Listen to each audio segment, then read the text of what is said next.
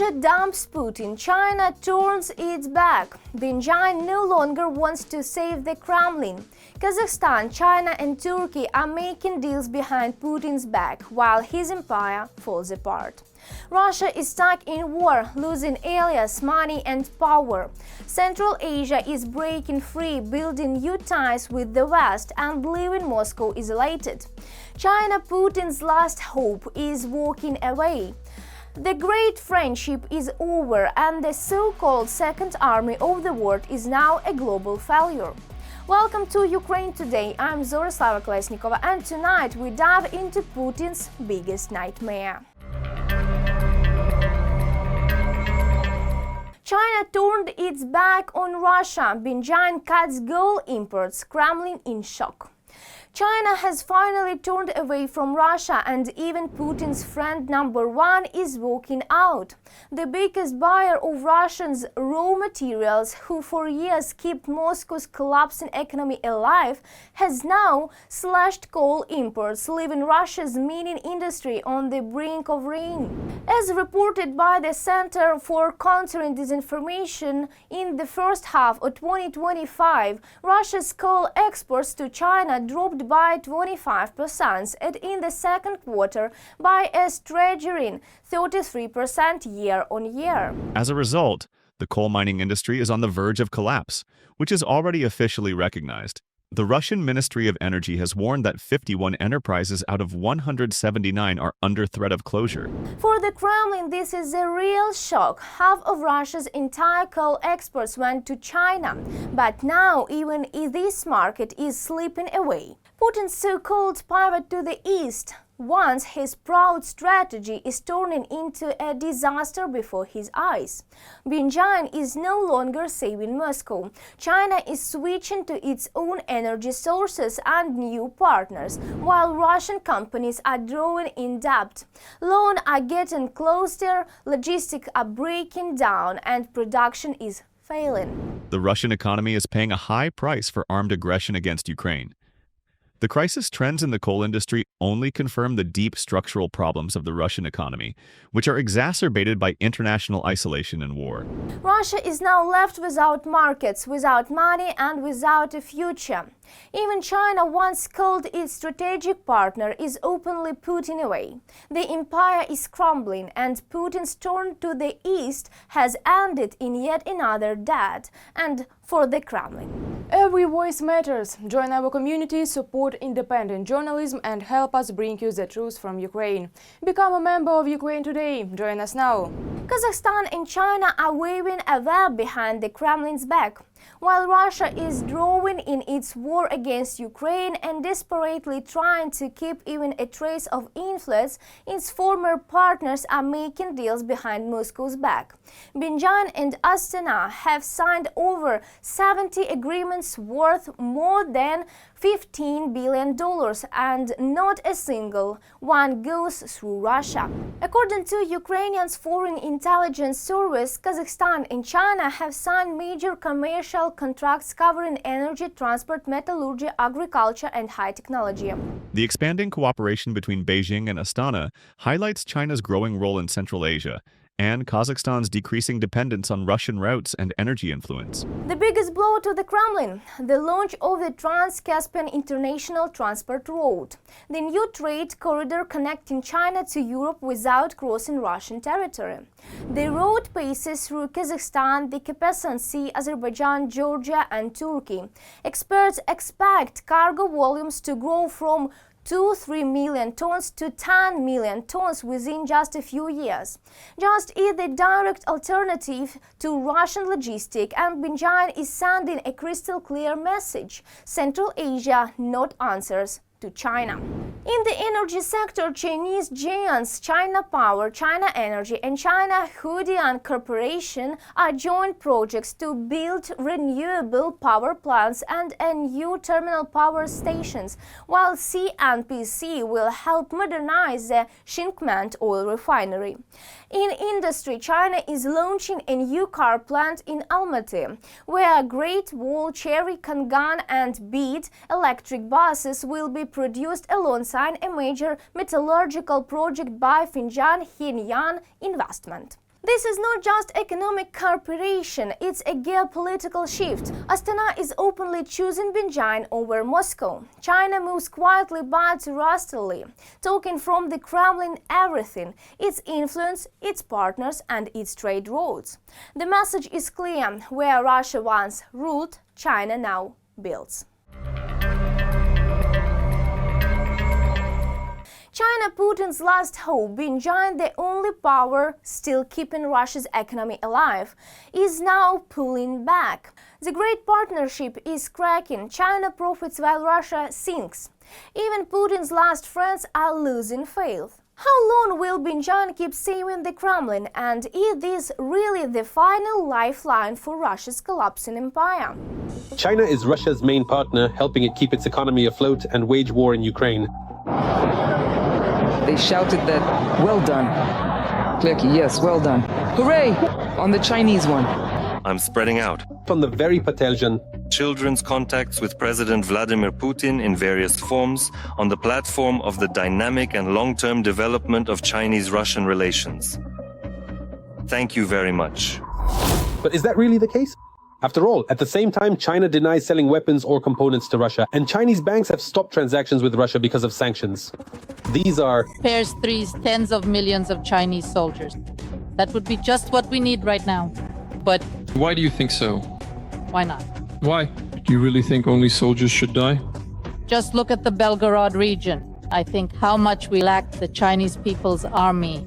Very often we hear statements from China that China has never sold weapons to Russia and that China supports the territorial integrity of Ukraine and wants an end to the Russian-Ukrainian war. just 3 years ago, propagandists were rejoicing, saying, "Let Western companies leave, we'll buy everything from China." Now we've bought a wonderful, completely Chinese car. It's amazing.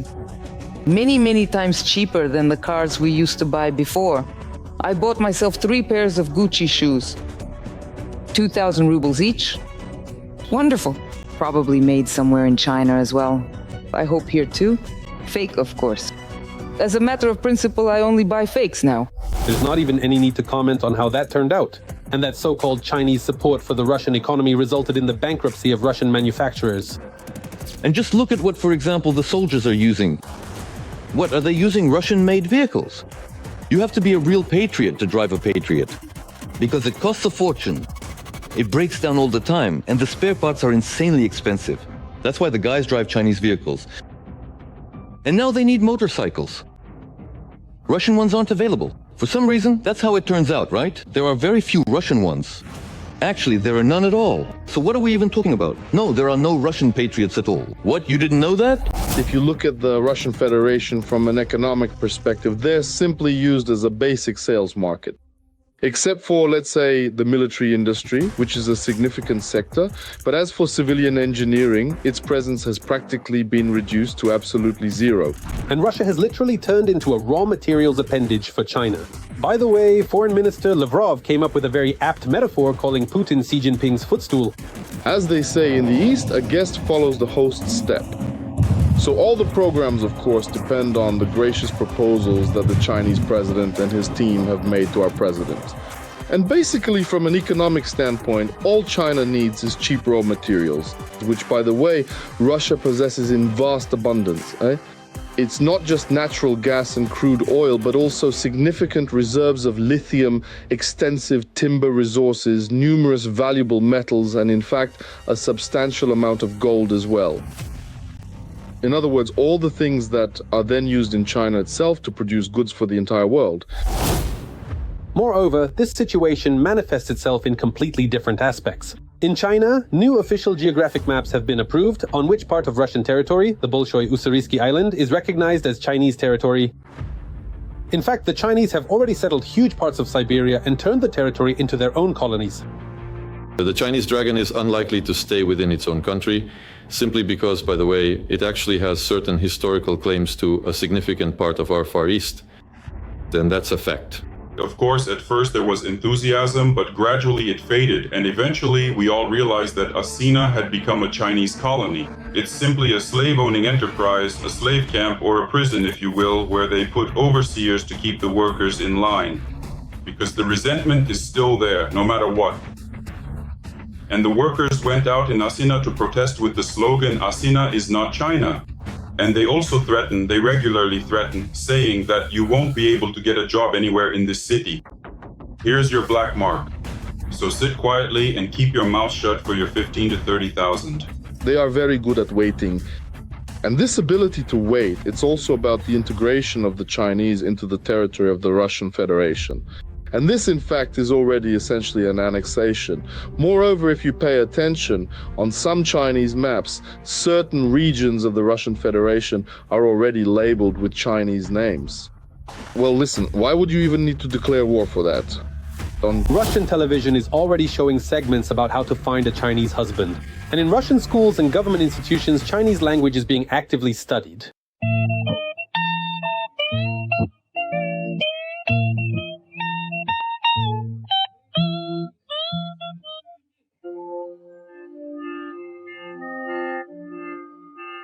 People are divided into two camps, those who want to learn and those who are skeptical about it, saying, why do we need Chinese? We're not planning to go anywhere. I'll give you a very simple answer, actually. I say, I'm not teaching you Chinese here. I'm using the Chinese language to make you think for yourselves. And that skill will always come in handy. Putin constantly tries to characterize relations with China as a strong friendship, but Xi Jinping literally spat in his face. Xi took away from Russia that very great victory. And just yesterday, my friend and representative of the PRC treated me to this kind of Peking duck. I'll be honest with you, there were two pieces, and I thought I'd only eat one. You get what I mean, right? But I couldn't resist. I ate the second one too. You know, it was just so delicious. China and Russia, being the main theaters of military action in World War II, made a decisive contribution to the victory over fascism and thus laid the cornerstone of the post-war world order. China and Russia are neither friends nor partners. And here's what's important. As soon as China has enough motivation to limit its cooperation with the Russian Federation, believe me, it will do so. Russia, in fact, has no other choice. Either befriend China now or face economic and consequently political, military, and all other kinds of collapse at the same time. It turns out that China is not helping Russia save its economy or win the war at all, but is simply taking advantage of its weakness to take its resources and strengthen its own influence in Asia. Putin's last hope is slipping away. Asia has turned its back on Moscow, and now even Russia's closest allies are walking away. The once great empire is losing power, money and fear, the pillars that kept it standing. Why the Central Asian countries cutting ties with the Kremlin, and is Putin's visit to Tajikistan the final humiliation for Russia on the post-Soviet stage? A visit of last hope. That's exactly how global media have dubbed Putin's trip to Tajikistan. After all, former allies, or more accurately, former vassals, are simply turning their backs on Russia. In fact, Russia doesn't really have any significant tools to put serious pressure on its Central Asian partners, who are supposedly its allies in the CSTO, the Customs Union, the SCO, and elsewhere. But there doesn't seem to be much willingness to cooperate on their part. In fact, Bloomberg analysts report that the Kremlin's longtime allies in Central Asia and the Caucasus are building ties with China, the European Union, Turkey, and the Persian Gulf countries, seeking to protect themselves from further aggression by Moscow. The reason for all this is the attack on Ukraine, because Putin has essentially declared that he is ready to use force to reclaim any territory that was once under Soviet influence. But such conclusions by Western media are far from unfounded. Among the former allies, Azerbaijan is now clearly leading the way in terms of its behavior toward Moscow. Refusing to attend Putin's parade, seeking other security guarantors, and most importantly, searching for new international trade markets. All of this reflects Baku's current position. Even Putin's admissions on the eve didn't help. He admitted, for example, that it was indeed his air defense that shot down an Azerbaijani plane over Chechnya at the end of last year. It seems that even such statements can no longer save the relationship. For the most part, for the first time in the history of the post-Soviet space, we are seeing a country that is quite close to Moscow, a country that is fairly loyal and has a similar political regime, one that did not take a different path like Ukraine or Georgia under Saakashvili, acting in a way that is not typical or as was previously customary. it publicly and openly criticizes Russia, and not only criticizes, but also actively backs up its criticism with reciprocal and proportionate actions, similar to how Russia itself acts towards citizens of other sovereign countries. And the desire to live independently is being voiced more and more openly from a country in Central Asia. For example, just a few days ago, speaking at the UN, the leader of Kyrgyzstan stated that the country will now build its international relations without looking back at Moscow. I can confidently say that today the process of forming a new Central Asia has begun thanks to its unity, stability and growing regional identity. It is taking an increasingly strong position in the system of international relations as an independent entity. The United States is also adding fuel to the fire in Russian-Asian relations. For instance, Donald Trump announced his readiness to pull yet another territory, Uzbekistan, out of Russia's sphere of influence. The head of the White House announced agreements reached between major American business representatives and the authorities of Uzbekistan. Companies will invest $1 billion in geological exploration and the development of critical mineral deposits in Uzbekistan. Trump also announced a major deal between Uzbekistan Airways and the American corporation Boeing. The agreement, which involves the delivery of 22 aircraft, is valued at $8 billion. There are many areas in which Uzbekistan and the United States of America can expand mutually beneficial cooperation. I assure you, I personally guarantee the success of American companies operating in Uzbekistan. We will create all the necessary conditions so that American businesses feel confident and can fully take advantage of the opportunities in our market. A sensational piece of news was published yesterday by Reuters journalists. Turkey will be able to meet its own gas needs and is therefore reducing imports from Russia and Iran. As a result, Russia is losing its largest client, one of the last in Europe. At the same time, Ankara plans to ensure its own supply by increasing production and boosting imports from the United States.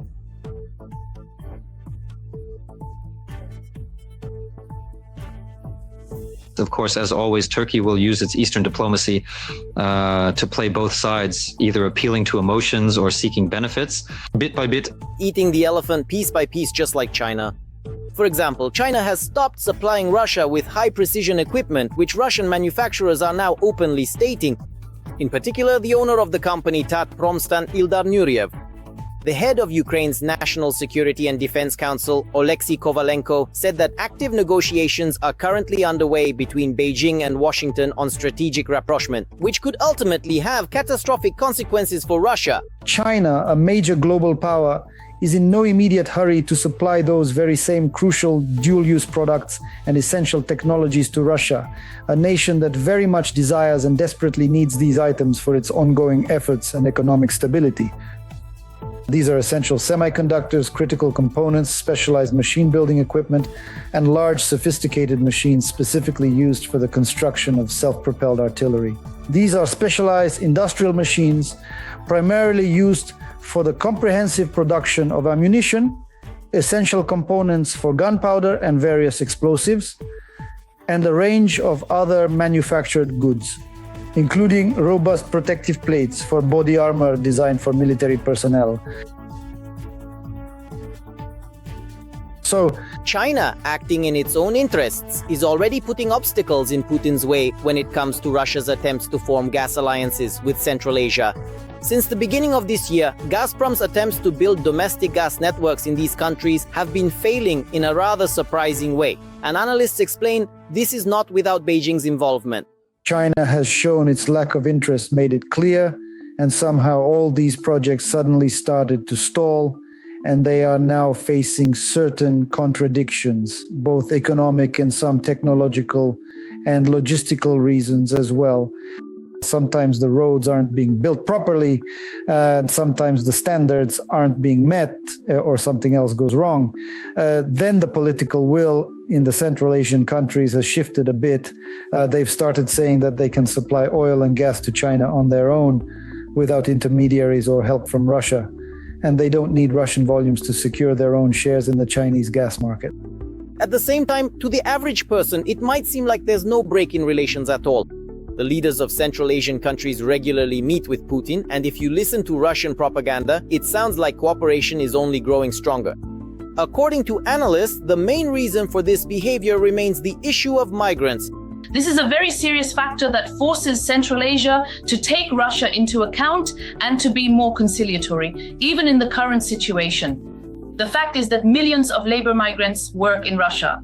This significantly eases social tensions in the region.